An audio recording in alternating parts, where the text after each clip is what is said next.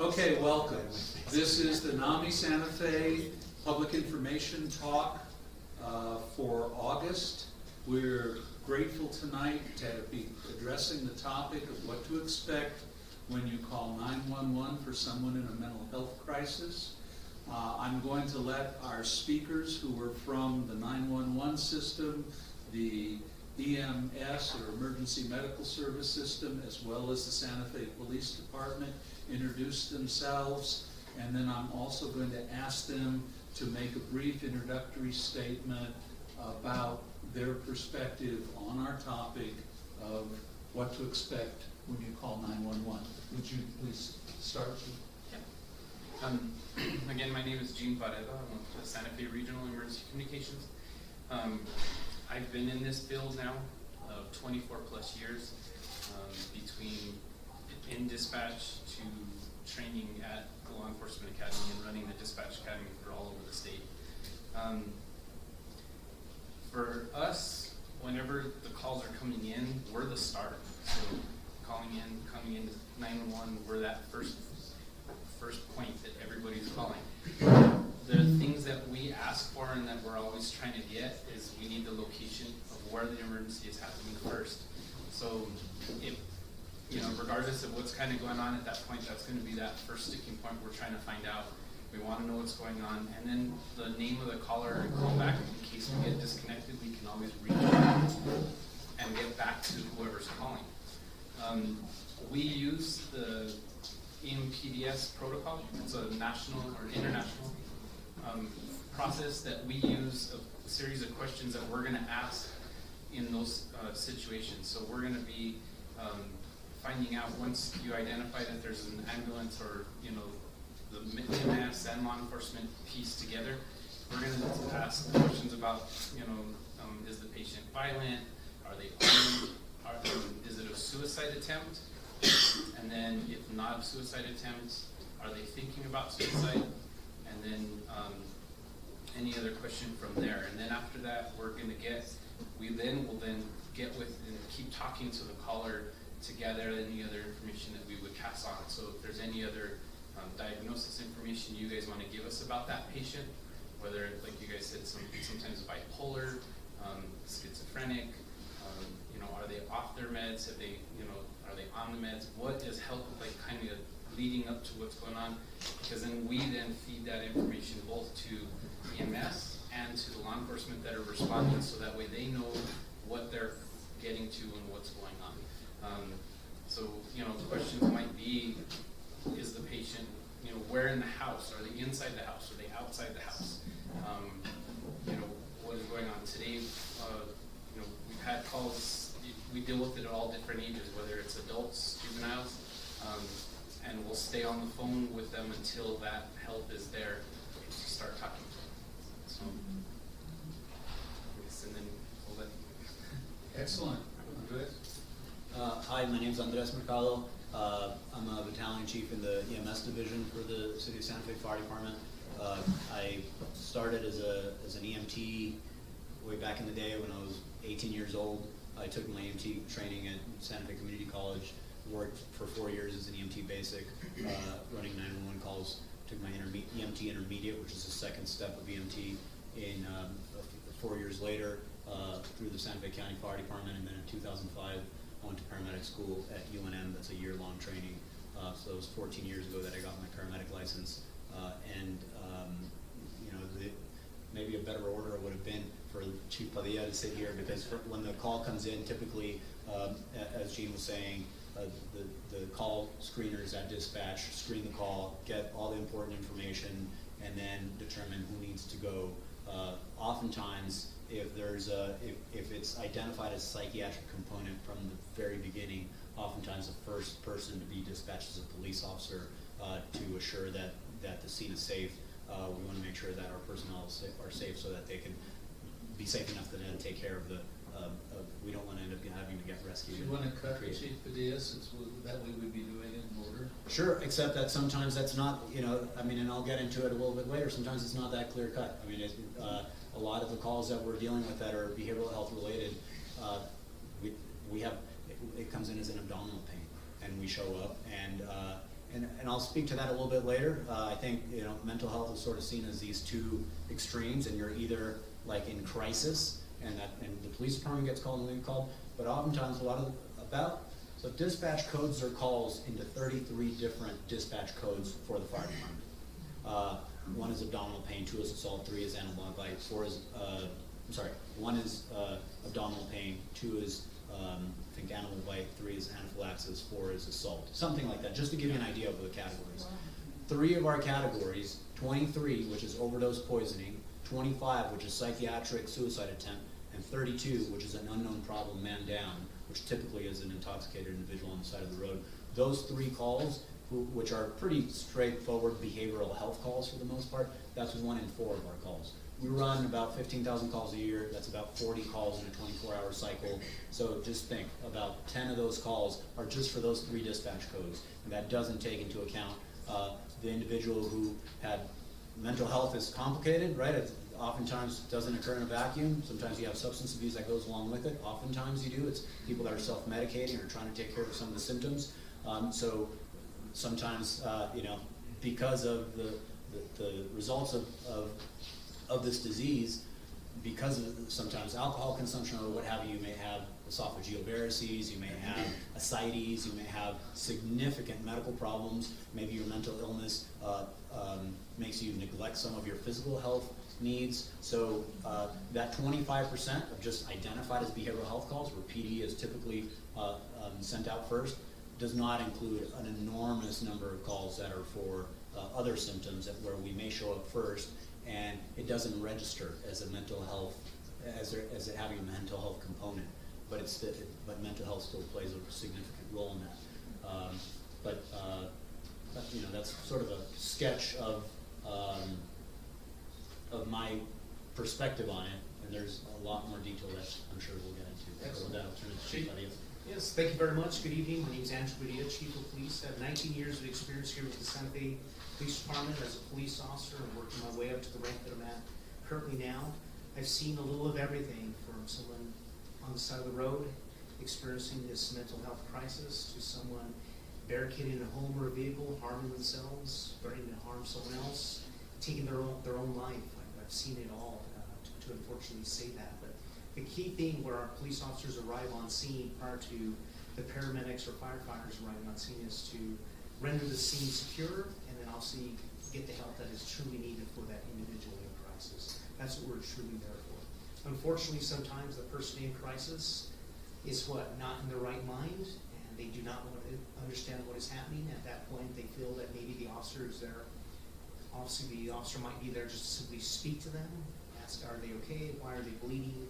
Whatever may happen, even with or without a family member there. Sometimes they feel that they're being threatened, or they're just seeing something else and they feel that the officer is going to attack them. Now, the officer is not there to arrest them. The officer may have to detain them if they're flailing or they're physically striking an unknown stranger or family member. At that point, the officer may have to go hands-on and detain that person by placing handcuffs on that individual just to render the scene secure, and then also either transport that person to the hospital or patiently wait for the firefighters to come from around the corner as they're patiently waiting for us to render the scene secure. And then at that point, they take the person over to the local hospital, and they be evaluated and receive any type of treatment for any self-sustained injuries, or to cut themselves on glass, anything else along those lines. That's the whole intent behind it. But unfortunately, some incidents do happen where the person is armed and the officers have to negotiate with that person for a little bit of time. It might take 5-10 minutes, and during that time, if the individual were to start harming themselves, at that point, that's where that officer has to interject and help that person in need. If they're self-cutting, do they have a weapon, a firearm, a machete, a knife, they have to step in and help that person out as well. But along those lines, if someone's inside of a residence or home or vehicle and they're all by themselves and they're only threatening to possibly harm themselves, time is on our side. We're not going to rush into that situation. And our officers are going to speak to that person. If the scene does go long-term, at that point, that's when we'll go into the special operations group, contact members of the SWAT team, and then it's obviously the specialists, which is our crisis negotiation team members. These are specialists that are trained to speak to individuals in this mental health crisis.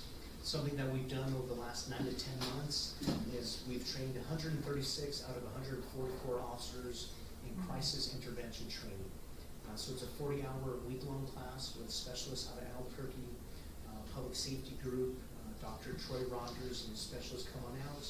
The officers understand the variations between bipolar to someone with anxiety, just the realm of everything and anything. Even if someone, a child dealing with autism, if this person is in that mental health crisis, how should the officer respond and speak to this person and get on their level with that person to the best of their ability to render the scene secure, and then also combined with that training is actual scenarios, role playing, where they have professional actors where officers actually put the skills that they've learned during that class into scenarios of role playing, from a traffic stop to a domestic violence situation or someone attending a public event and they're experiencing that mental health crisis. That's what they're doing. So it's proud to say that we have 136 out of 144 officers trained. It was all the way from some of our newest officers, all the way to command staff, to myself, attended that training. And as we continue. Yes. Thank you. It's like technology, and as evolution of training has evolved, the times are finally catching up with us. And like I said, as a goal is we hire more lateral officers over the next few months, and our new cadets in November. The goal is obviously to continue on with this training, and then continue on with the refresher training as we move forward. Outstanding. Thank you all for excellent introductions. We'd now like to throw it open to questions from the audience. So, was anyone going to be brave and ask the first question? I got an easy one. David. Are you still doing the thing with the fire trucks when there's a mental illness crisis, show up in the fire truck and the big sirens and the big horns and the big noise and the lights?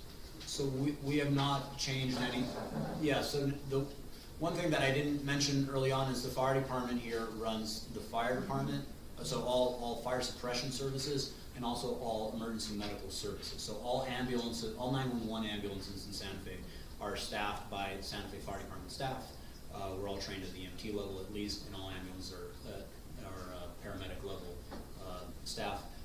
And currently, the way we respond to 911 calls is, depending on the code that we get from the dispatch center, it determines the severity. So if it's a lower severity call, we'll send an ambulance. Depending on the severity of the code, we'll send either an ambulance with lights and sirens, or an ambulance normal traffic, that means with no lights or sirens. Or if it's screened as a higher acuity call, we'll send an ambulance and sometimes additional personnel. And right now, the only other units we have to send additional personnel are fire trucks. So our staff, we have about 180, 175, 80 field staff, and our ambulance have 2 people, our fire trucks have 3 people. And a lot of stations have a fire truck and an ambulance, so they back each other up and they run calls together. So that's currently what we have, the vehicles that we have to transport people to the calls. Does that answer your question? Yeah, I always thought it kind of strange, and because I've been on the receiving end of a number of those, it always seemed to me that bringing a big unit like that with all the hullabaloo that goes with it adds to the stress rather than calms it down. So, as I said, I did an EMT basic class. It's a semester long. The EMT intermediate class, it's a semester long. The paramedic training, that's a full year, so 2 semesters long. The amount of training that I got, this wasn't by the City of Santa Fe Fire Department. This is the EMT curriculum at the national level. The amount of training I got in mental health was this much. Some police officers, it was super. I mean, I think the Santa Fe Police Department has made some big strides. I've seen them on some calls, and I've seen them really handle some things really professionally. I think the fact that the chief took that class, it shows a certain type of leadership and messaging from the top down. But the police department, the thing is, when they get to the end of their rope, they have guns, and someone can end up dead. And it's happened in Albuquerque. It's happened here. I mean, this is the fire department. When we get to the end of our rope, put someone in the back of the ambulance, we may have to restrain them, we take them to the hospital, and hopefully there isn't a negative outcome. So there's actually more pressure on the police department to train up on mental health than there is on the fire department, even though our training is very limited. The chief has already made some steps to try and get a trainer in to start training our staff to give us some of that additional training. You know, the system is challenging right now. We were organized in the 1960s under the Department of Transportation because a bunch of people were dying on American freeways. That's where the EMS system came out. The Vietnam era, you were more likely to survive an injury on the battlefield in Vietnam than on an American freeway. It was those cars in the 60s, they didn't have seatbelts, they were all just chunks of metal, or people were just getting out on the freeway, one-lane highways, going head on. It was really bad. And that's what gave birth to the emergency medical services system. So our training has always been deal with this major emergency, take someone to the emergency room, and then you're done. That was in the 60s, and it's 2019 now. Things have changed quite a bit. The demand on our system is very different, but the supply side that we have is still the traditional model. We're looking at partnerships. Santa Fe County funds the mobile crisis response team, which the police department uses regularly, and we use quite a bit. So there are different models, and I think that with the leadership that we have in the police chief, the fire chief, and the mayor, I think that they're looking at some other options, because it's a little bit of just common sense. It's what occurred to you. Why do you need this ladder truck here with nothing's on fire? But right now, that's our only option. That's the only place where we actually have people. So it takes a while to change that system, but that's what we have. The most important thing is that when people show up, regardless of what vehicle they show up in, they know how to take care of the situation. They have the right training. So I think the model can change if there's a political will to do that. But a really key thing is something that we've already started, is making sure that whatever they show up in a helicopter or in a boat or in a fire engine or in an ambulance, that they're there, they're kind, they're compassionate, they understand mental health, they understand the invisible disease that's there. So Thank you very much. Long answer here, short. Tim? Chief Padilla, we've had more experiences with the police department, police officers with our son. Everyone has been very positive. Your officers went the extra mile. So I'd like to compliment them. My question is two parts. One is, the criteria is still threat to self or others. Is there an additional element in there? I think it's grave passive neglect. Do you respond to all three of those? And if it's the threat aspect, do you require, I guess your dispatch asks the question, them to have a weapon, just be displaying a weapon in order for you to respond?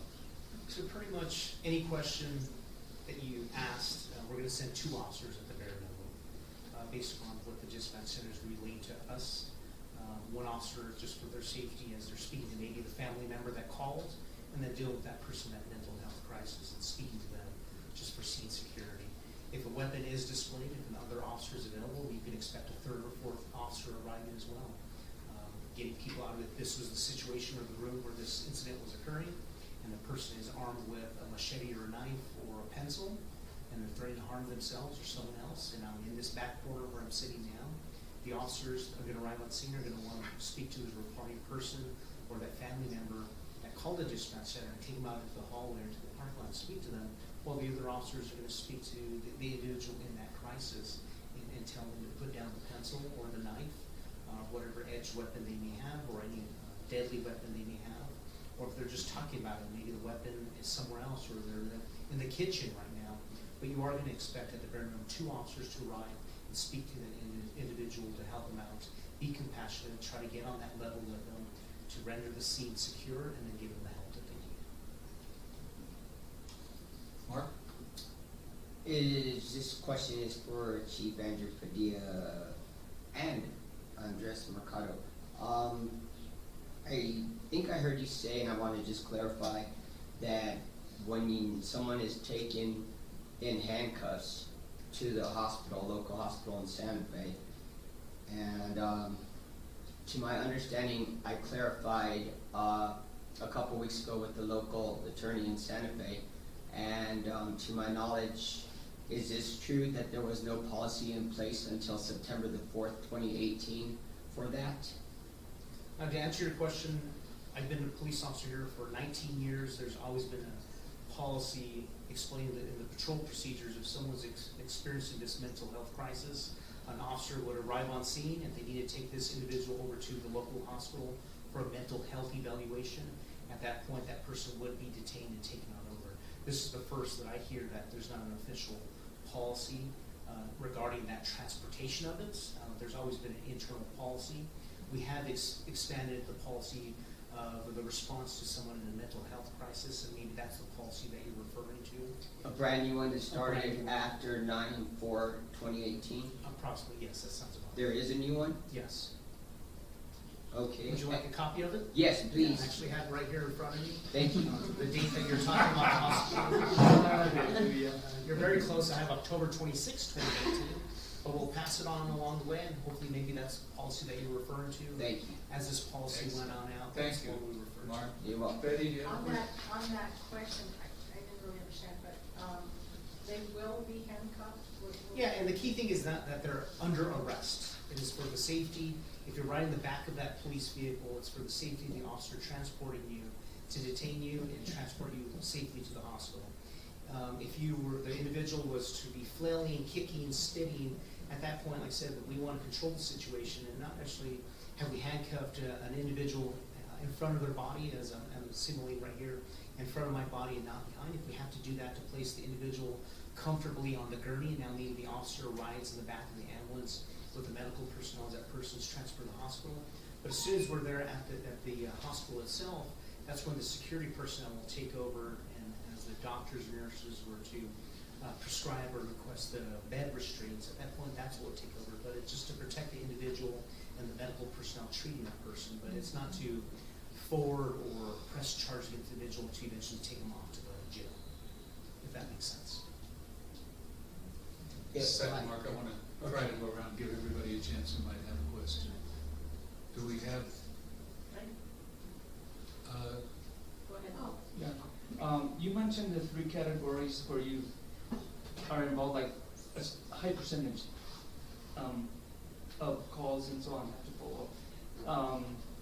Do you have, as a percentage of calls, do you have very many that say, like I've been involved maybe 2 or 3 times in calling ahead, and I say I don't have an emergency, but I'm calling because I'm not sure that it's not gonna go south and become a problem. Are there quite a few calls like that or not? Those are not as often, so it's kind of hard on at that point, because what are you, is it that you guys are anticipating you're gonna go talk to this family member to try to talk them into going to get the help they need already, and then you're asking us to send somebody to go, and that would be like a police standby to go with you guys. So it depends on what that request is or what the situation is and how it's gonna be handled, because we're gonna look at it as, are you wanting the ambulance or are you wanting the police? And so which one are we sending and what the situation is. And so if it is it's not in crisis yet or it hasn't, then most likely we're gonna do that as a police standby.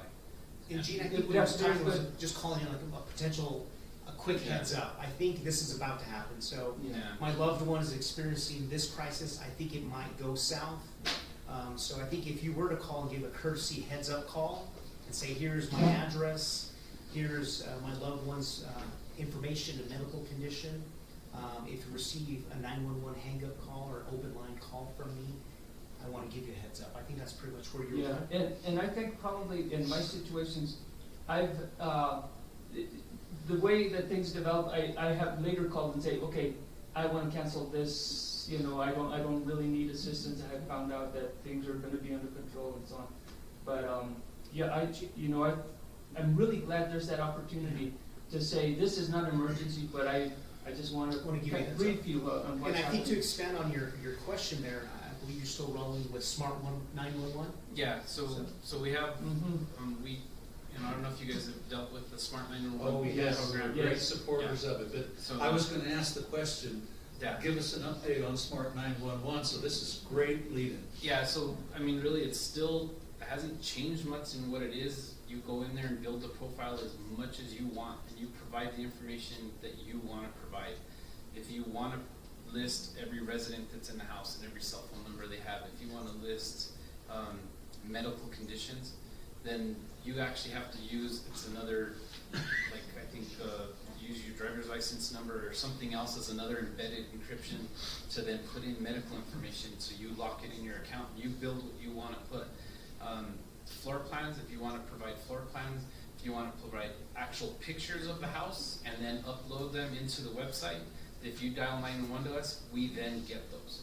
We'll see the floor plans, we'll see the pictures of the house, if you put vehicle descriptions, any other information, you put medical information, and then that information is only available to us in 911 if you dial 911. We have no other way to go in and look at any accounts. We can't go in and just check to see if somebody's filled out their account correctly or not. We have no access to it whatsoever until the 911 happens. And so, you know, and then with the like you said about calling in advance, the only thing, we don't have a process to take a call and then kind of just like pend it off to the side. What might happen is that call is going to get dispatched somehow. So that's what I was saying, is we might go with more of that welfare check, or even if it's maybe having, you know, if you wanted to speak to a commander or somebody that just in case. But, you know, if, like you said, if it's the heads up, or if you tell us you don't need the response, then we won't send it out. And then if you call back and cancel, we'll work with you on it. So. Betty? I just wanna ask, if this would be a situation where the mobile crisis response team could be called, if Lalo calls in and says it's not an emergency, and then the mobile crisis team could be dispatched? Because my understanding is, I actually wanted to ask about how they're operating now, because I'm not sure how they're operating anymore. But I know that they will go out in a non-emergency situation. You guys know how that? Would you guys dispatch them without dispatching PD or fire? It might be more of a discussion, but like offhand, our policy isn't to start sending them out without going through the rest of the protocols or those kind of thing yet. You know, So you essentially, can, it's. if I could just interrupt there, so you can still visit New Mexico Crisis hotline.com and reach out to that information, or call the phone number here. I have it written down of 1-855-662-7474. So you don't have to wait till law enforcement or fire department arrives on scene to reach out to New Mexico Crisis Hotline. As an individual and as a resident here of New Mexico, you can just simply call that phone number or visit the website and ask for the assistance and get the counselors out there. Okay, But but if in we- terms of the mobile crisis people But- coming out, they wouldn't do that? They would respond. They would respond. And if an officer's on scene right now and the officer personally calls that phone number and requests them, either by them dialing that phone number directly or asking the dispatch to call, then they would respond. So they're back on track. I know there was some contract issues this past fall, but they're back on track. But they're dispatched through you guys or through the NMCal number? Only through RECC. And MCAL is different from PMS, Mobile Crisis Response Team. So it has to go through, they used to have their own line, 820-6333, but now they own, so NMCAL is a statewide resource for, and it's a New Mexico Crisis and Access line. You can call that from anywhere in the state, and they have a 24-hour telephone counseling, and it's a great resource. The Mobile Crisis Response Team is funded by Santa Fe County Community Services Department. They contracted that out to PMS, Presbyterian Medical Services. They've been operating that for a handful of years, maybe 4 years now. And Santa Fe County, at the same time, there was that big behavioral health GRT bond that passed some time back. That's going towards the crisis center, which is going to be built next to, what is it, Magistrate Court, the one on Galisteo? Yes, Magistrate. So in the old county building, that's gonna be the crisis center. And the partner that they chose for that is gonna take over mobile crisis response. So even though they extended the contract until April, PMS is getting cut out of that. So there may be some hiccups. I haven't heard anything yet from the treatment provider, which is New Mexico Treatment Solutions. They're gonna be taking over the contract to handle mobile crisis response team services. So I know until April, it's being run by Mobile Crisis.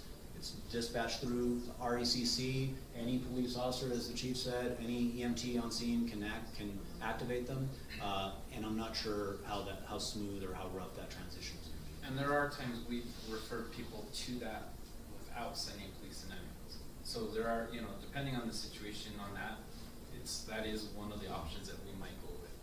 You know, it might be like, we'll hear talk, you know, have a, conversation with them. Because then in turn, they've turned around and called us if they determine we need to still go first. So we've gone through that route.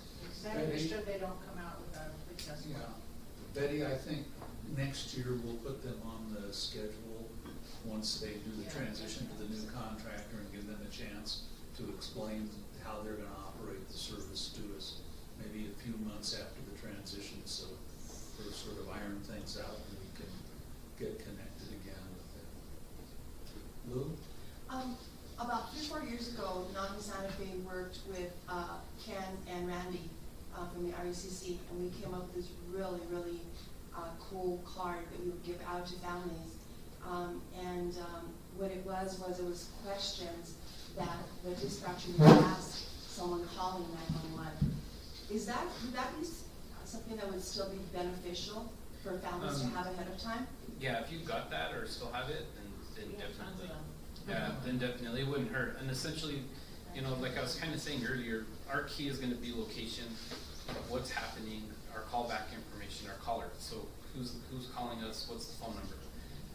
Then as we go through the questions, depending on which medical protocol, like Andrés said, we have 33 different protocols that, depending on which protocol of the ambulance you're asking for, is what guides our questions. If it's only regarding abnormal behavior, a psychological break, for instance, or a suicide attempt, the card that we're going to ask is going to ask things like, are they violent? You know, is it a suicide attempt? Are they thinking about suicide? Are they armed? You know, do they have access to the weapons? And then from there, it's, you know, the safekeeping of, we're going to dispatch out the police and ambulance, and we go through that way. If the questions aren't answered and we start putting unknowns, like, so if we're asking, and let's say for instance it's a rough call, say for instance the caller can't answer for some reason because they're also talking to the patient, if we have to go with unknown questions, those unknowns and stuff will push up the protocol response. So our low level response that we tell the fire department to is like alpha, ambulance only, no lights and sirens, right? If it pushes up, it might go to a Bravo, which is an ambulance and an engine, and then that response is whoever's closest runs lights and sirens. And then if it ends up being Delta, the highest protocol, that's the one where it's both respond, both engine, both ambulance, both lights and sirens.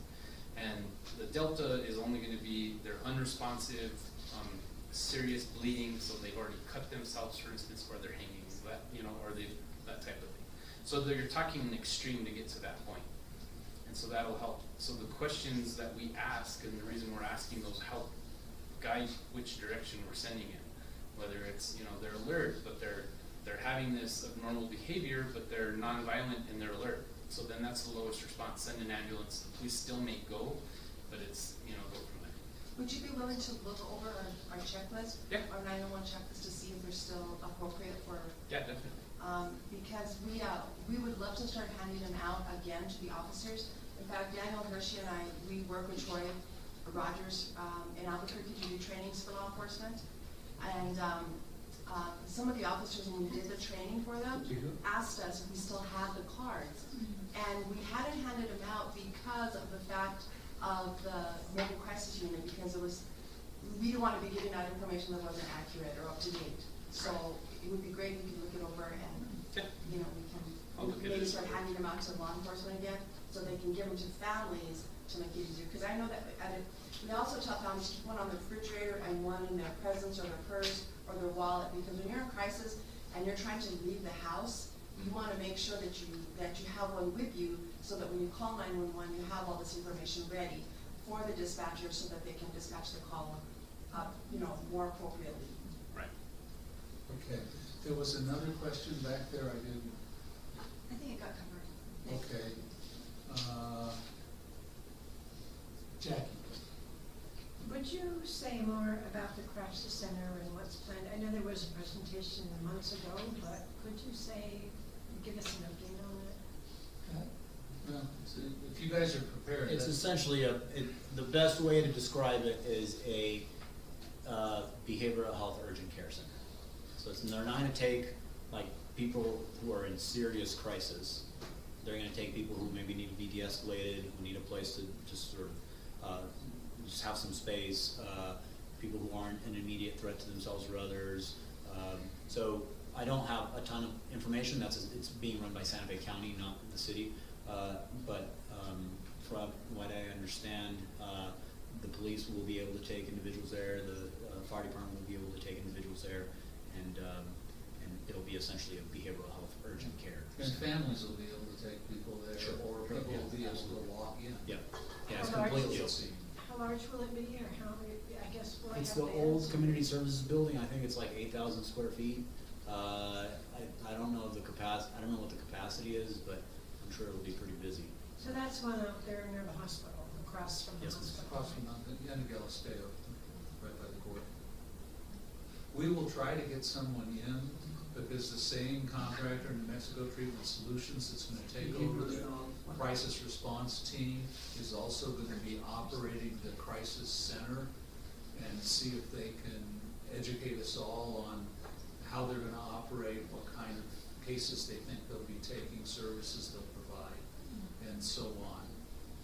And that facility will only be about half occupied by the crisis center.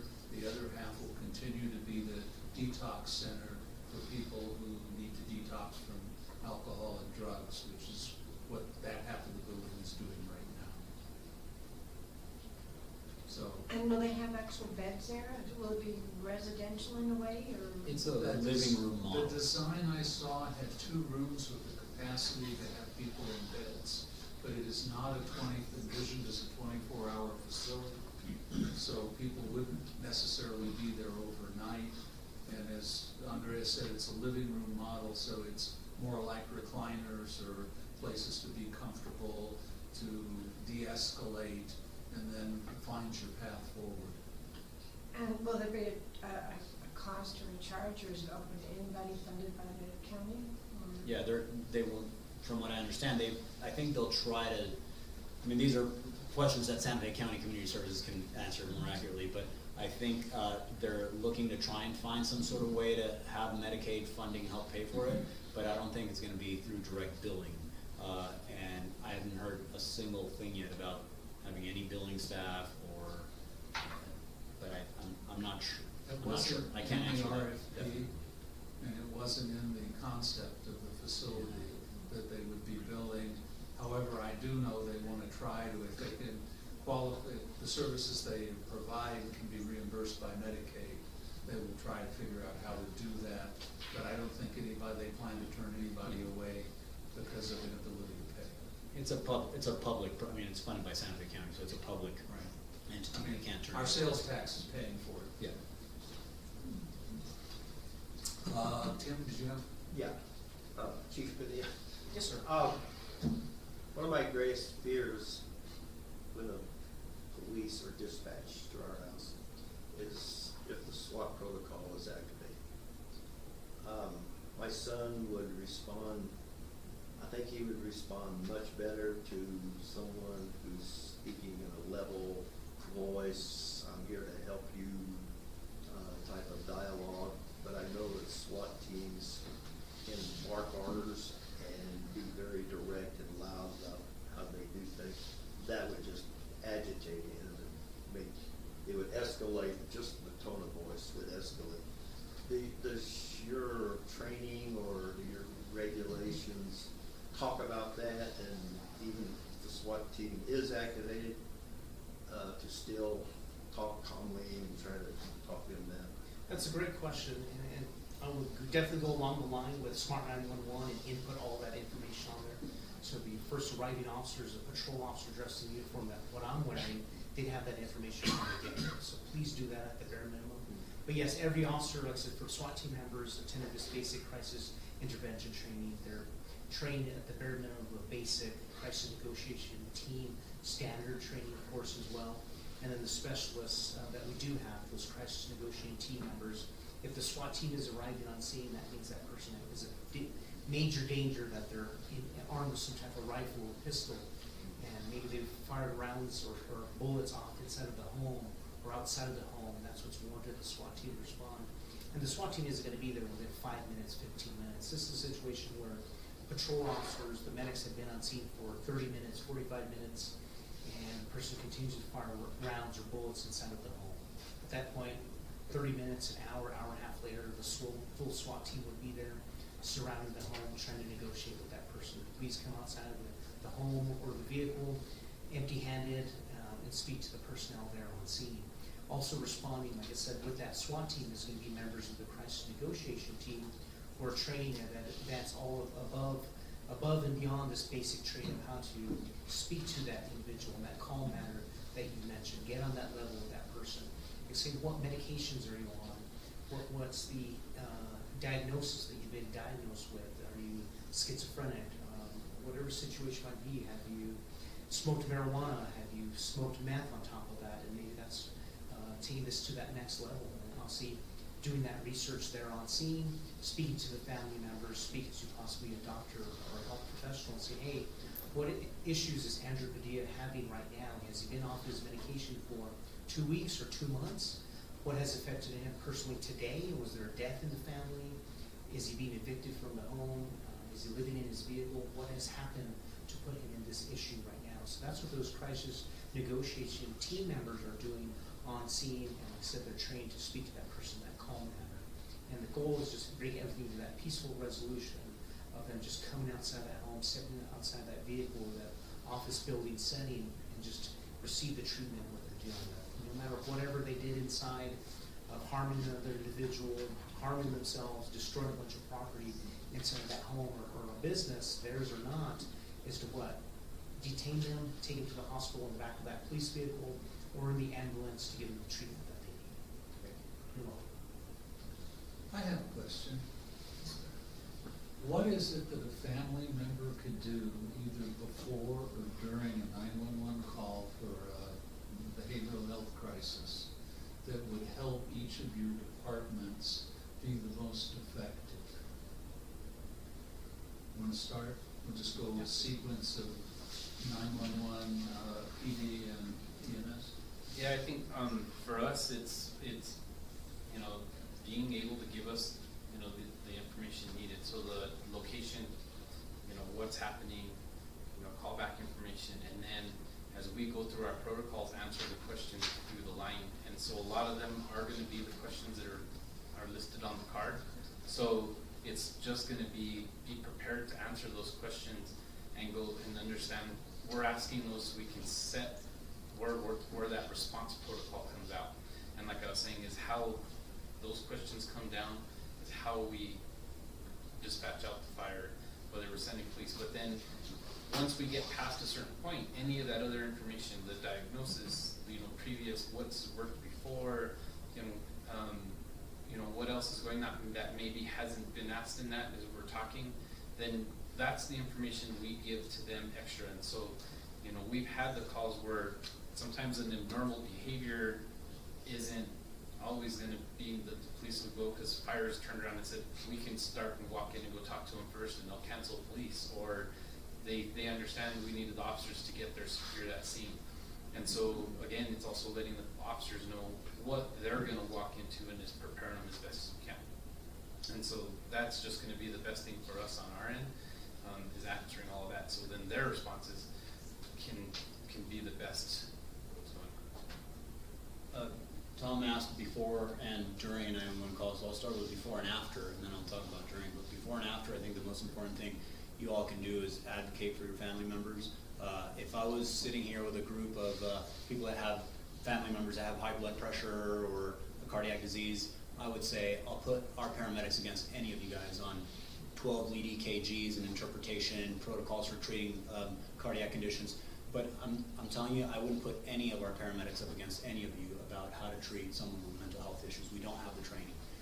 So we're blind. We don't know what to do. We need need your guys' voices. So before and after a 911 call, advocate. You guys are our bosses. Our bosses are not city employees. It's you guys through the elected officials. So whatever we can do, we need to learn more about this. We're good at heart attacks. We're good at car accidents. We're good at structure fires. We're not there yet on behavioral health issues. So that's before and after. Really what you're doing every day. Advocate for your family members and find ways to help us improve the system by giving us feedback. During a 911 call, as Gene said, providing good, clear information about diagnosis, medical history, meds, allergies, triggering events that have happened recently, that sort of thing. But I mean, short of that, we're going to ask all that. We're going to write it all down. We're going to take it to the ER doctor. But we have 2 protocols that have to do with behavioral health. One of them is how to restrain someone. One of them is the Involuntary Transport Act. So we're not very nuanced when it comes to behavioral health. So we need your help. We're making some big strides internally to try and work towards that, but that's not what we're designed for, and it's what we're dealing with every single day. So we know that we have areas to improve, but during the 911 call, be present, be calm, try and give us some good, clear information before and after. Just do what you guys, what it says up here: activism, restoring balance, responsiveness from the system, all that stuff.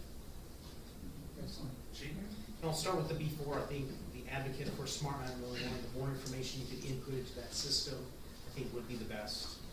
And if you do need to give that preemptive call ahead and give a heads up, as you mentioned earlier, to simply say, my loved one is experiencing this, and I feel I may have to call you back in 10, 15 minutes because I'm going to have to explain this or that to them, and it may set them off. So if you do receive another 911 call and I'm not seeing anything on the other side of the line, I do need you to respond pretty much.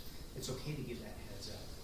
But if you do need to call in, as G mentioned earlier, just giving that location, explain what's going on to your best of your ability, and try to stay on the phone line with 911 until the officers arrive on scene. Don't be offended when the officers do arrive on scene, and based upon the situation, they may ignore you and just be forced to run inside of the location and render aid or stop the violent situation if they're harming themselves or harming someone else. Don't be offended by that.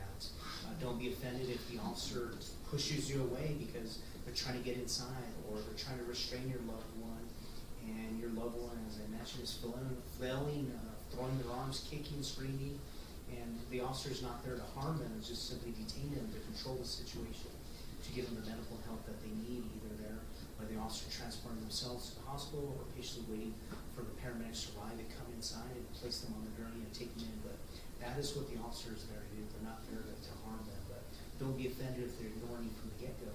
But when and if multiple officers arrive on scene from 3, 4, 5, and now the officers are negotiating with your loved one or speak to them in the living room, in the backyard, inside of the vehicle, where the situation might be, and now that additional officers, they're speaking to you to gather that information from you. What happened today? What happened over the last week and a half? And then with the technology, they are speaking in person, or using a police radio to relay that information to the other officers. That's what they'll be used. I know you're going to be wanting to be present in that same room, or visually looking over the officer's shoulder to see what's happening a distance away. I know you're going to be wanting to do that, but speak to those additional officers that are on scene, and just remember that we're there to help, not to harm. Excellent, thank you all very much. We have time for more questions. David, do you have any? Yeah, back in the Smart 111, my understanding, and correct me if I'm wrong, but the people who collect the information that we would give to 911 are a private contractor, and they operate 9 to 5 Monday through Friday. Is that correct? As far as like, It's all online. You create Yeah, a it's all- profile it's and a update website. information online. It's like being on a Facebook page or. online it is. Yeah. But if you're phoning them, it's gonna have to be like 9 to 5 Monday through Friday. That's what I was told. Oh, okay. That's what I don't know if you can start a profile on the phone. I think you actually have to go online and enter Yeah, I've never tried that. information. Because you wouldn't be able to upload documents. I mean, there may be a way to set it up on the phone, but it sounds, everything, I went online, I set up one for myself, and it's pretty straightforward. And if you do that online, it's any time of the day you could do it. Yeah.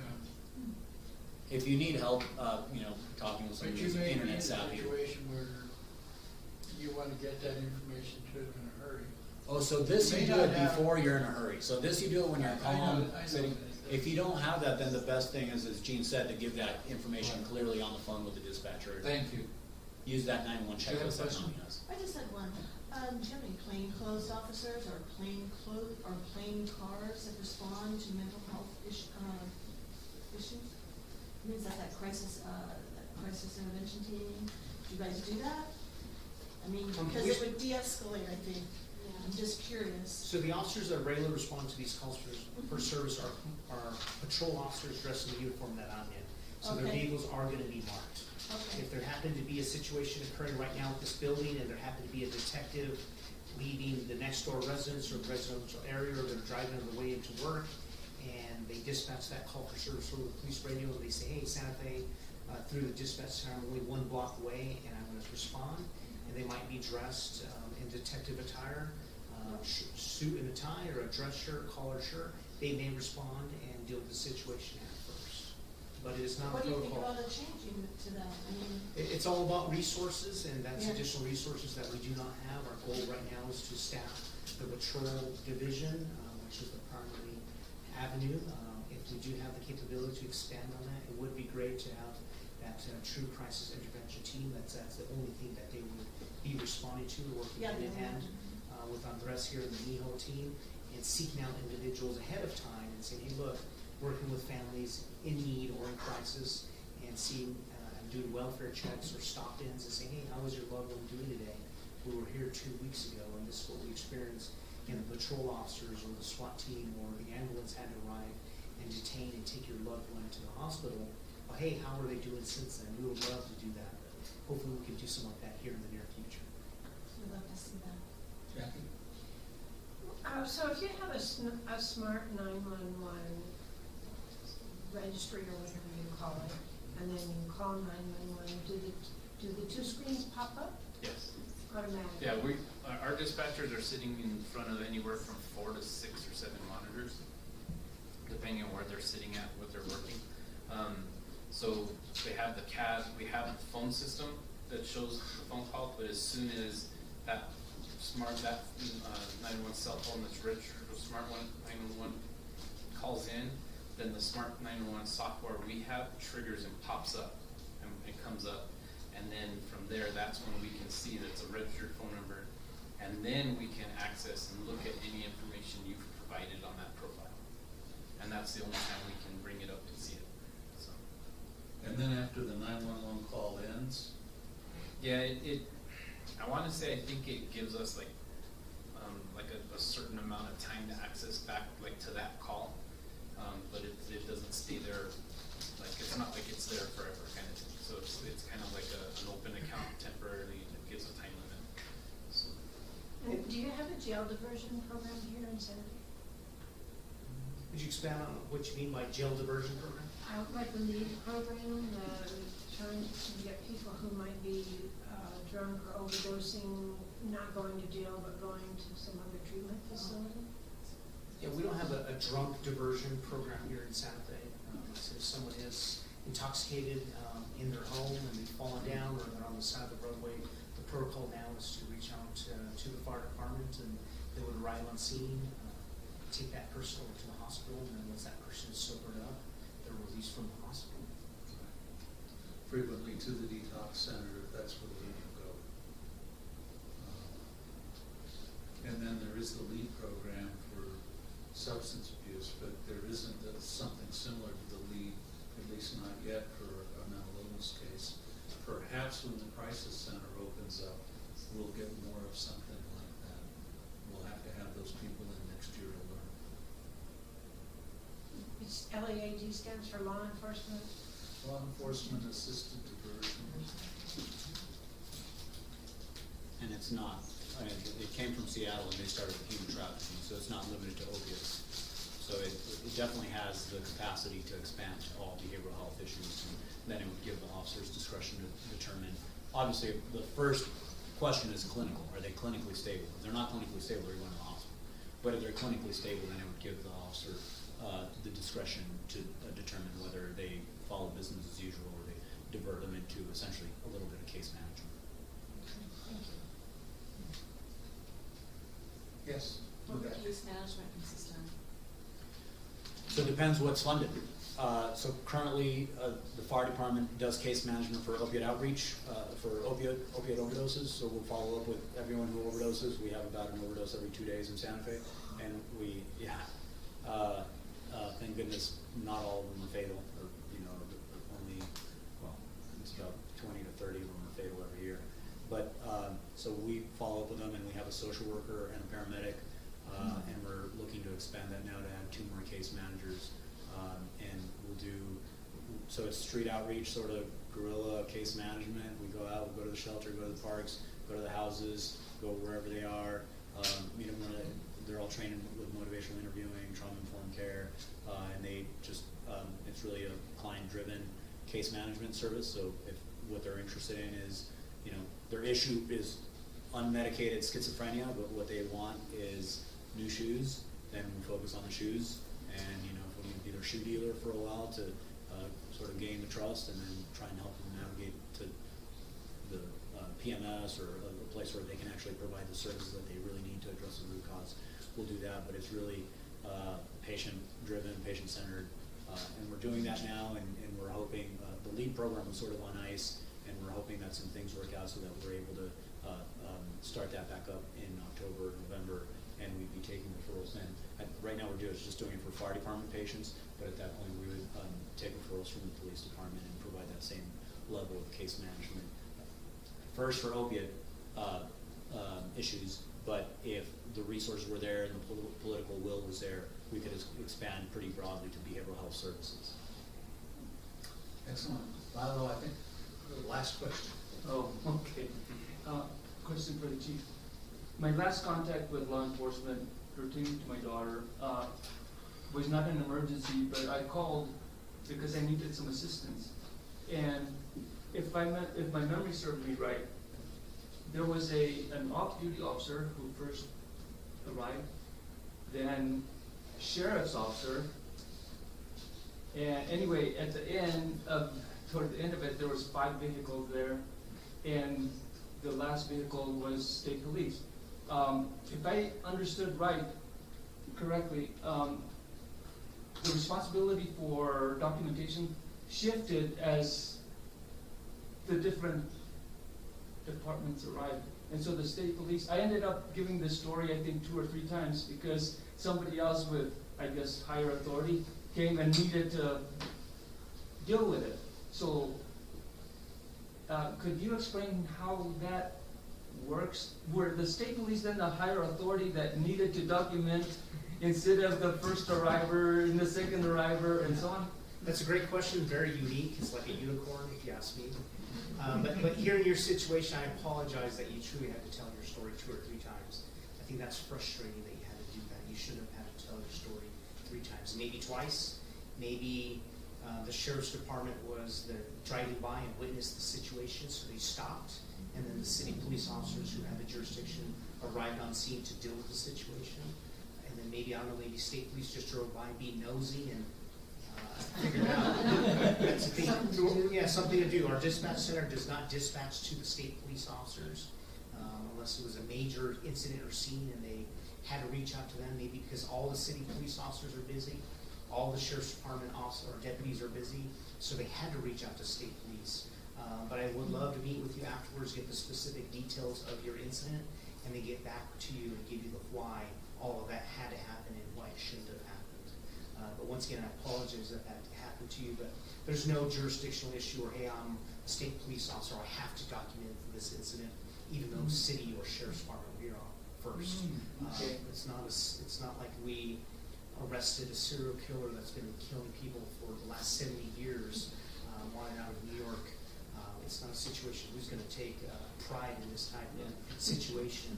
I apologize that that happened to you once again, but I'll get those, research those details. I was not offended. I just, I was just doing what I was supposed to. Stand by, they would tell me, and then somebody else would come over, and it was fine. The situation was resolved. So it was okay, but there, 5 vehicles lined up to deal with me and my daughter. We'll get you the answers you need. There's a bit extreme. Lalo, thank you very, very much, and let us thank our guests Yes. for.